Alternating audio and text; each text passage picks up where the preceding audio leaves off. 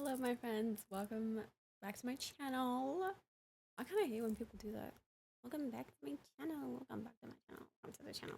Anyway, hello. It's me, Brie, and today's video I am bringing you five, not one, not two, not three, not four, but five tips and tricks for the new cozy farming sim. Although there's like a bajillion out there, the one I'm about to talk to you about today is called Sunnyside.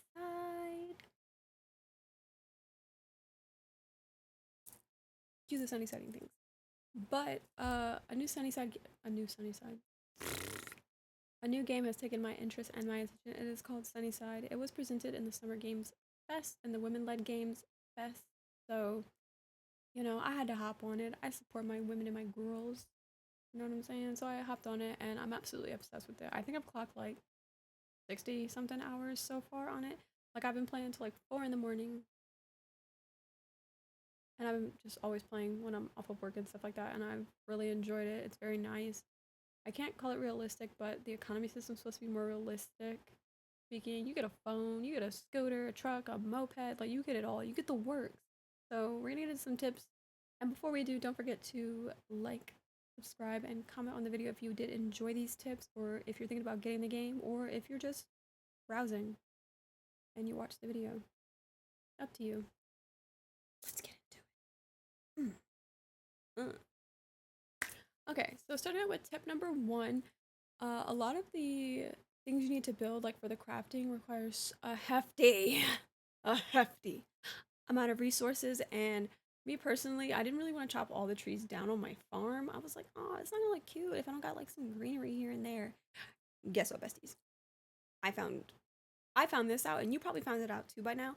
But when you go onto the map and you see those blocked off areas in white, you can go there and chop down trees. You can farm the trees. I also don't know how uh I don't know how fast they grow back essentially, but you can always get hardwood, which those trees I figured out are like little curvy spiny ones like this. They look like this. Those are usually the hardwood trees, so go get them. But you can get bamboo, softwood.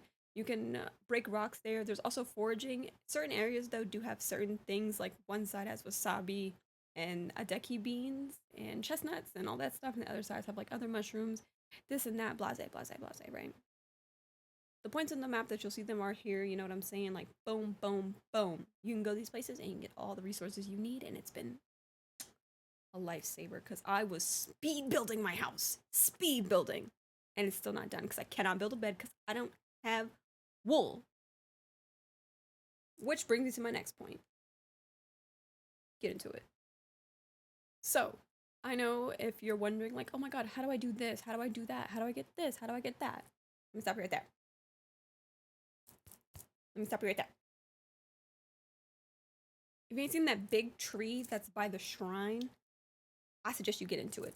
Go to the big tree. That's usually actually, I think, one of the first missions is you do have to go to the tree. And there's also a festival day. I forgot what it's called, but there's a festival day as well for the tree.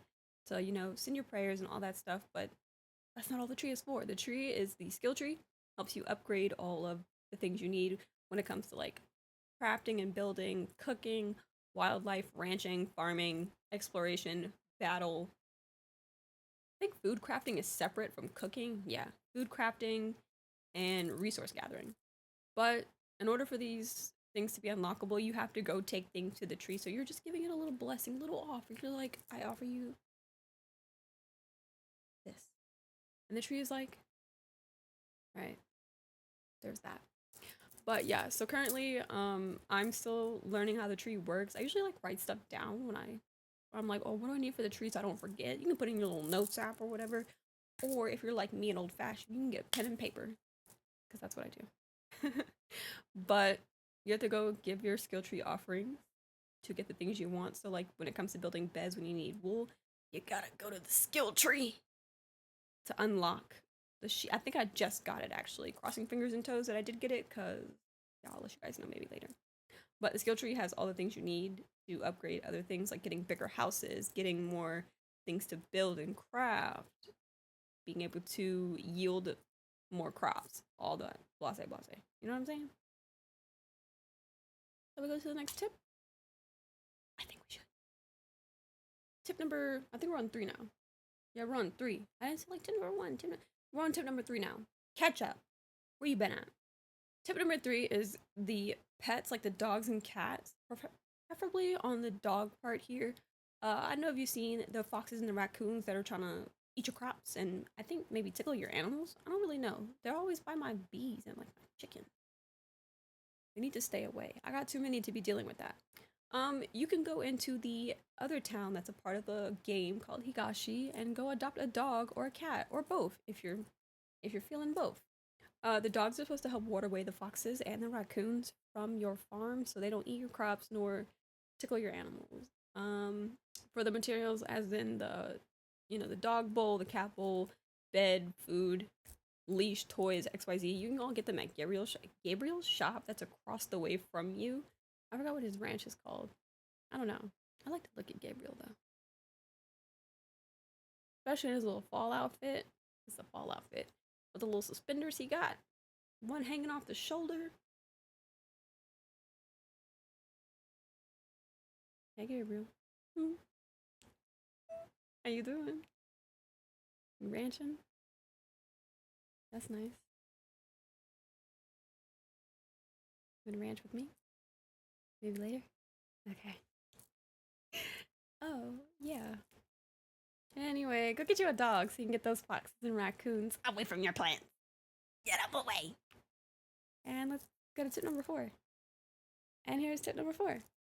Tip number 4 is for mining. I know it's a little tedious, right? Because you got so much to do in the day.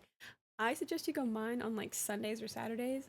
Usually when like Ishikawa is closed, because him and his wife, both their stores are closed on Saturday and Sunday, so those are usually the days I go to go mining. I usually mine within the first level for now, because it gives me the clay, rock, iron, because that's what we all need is some iron. Then screws, bolts, and nails. They hurt a little bit. But if you wish to go deeper into the mines, you most definitely can, you know what I'm saying? I suggest you buy a tent and a sleeping bag from the grocery store if you do, or you can build one yourself. Up to you. So if you want to stay in the mines that night and then just wake up and do it again, you can do that without having to like go all the way back to your farm and then all the way back to the mines. Like it's tedious. I know, trust. I know I've been sitting here like a goblin for days, for almost 60 hours at this point, fighting for my life. But as well, the deeper you go into the mines, the more special rarity of the ores you see, like sapphire, citron, emerald, diamonds, moonstones, which you can sell those to the jewelry store for a pretty hefty penny, if I do say so myself. So I bought my truck and moped. I sold them things. Don't care what they're for. Sold them. I might go back and get them, but mostly sold them for now. And if you want to go to the mines to fight, by all means, fight it up. You get to win gems too from those fights as well. So, pretty good idea. And yeah, shall we go to tip number 5?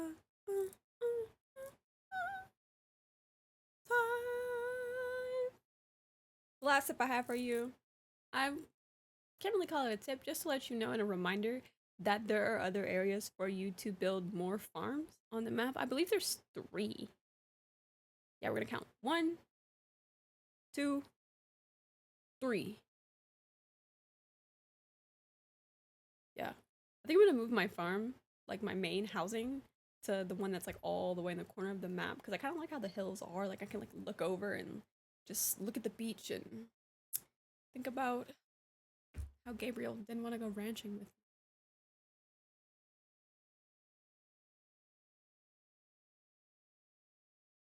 Anyway, there are other areas. Some are a little bit smaller than others, and some are just mostly like a bunch of dirt for you to pull your plots. I was thinking about putting my tree orchard there, orchard.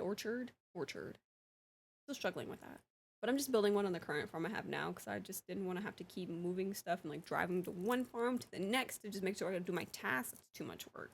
Too much work. So instead, I'm just gonna keep on the one I have now until I decide to build the bigger houses. Waiting to see how big the houses get to build them. And I know it's gonna take me like 200 screws, which I'm gonna have to go to the mines on Sunday. Chop some trees in the areas.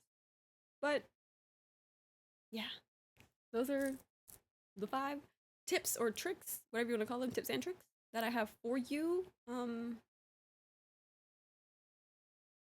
If, and I mean you enjoyed, if you enjoyed these tips and tricks, don't forget to, of course, like, comment, and subscribe to the channel. This is one of my first time making a tips and tricks video. Usually I'm just like, good luck to you, do what you gotta do. But I love farming games very much so. Like, I'm a Story of Seasons fan. I really wouldn't consider Disney Dreamlight Valley as a farming sim, but there is farming on it and little life sims. They're fun. I love them. Sunnyside is absolutely adorable. It's pleasant. It's time consuming and time eating. Because after stream, I'm on that joint. I'm showing everybody, I'm like, look at my farm animals. Like, I think I have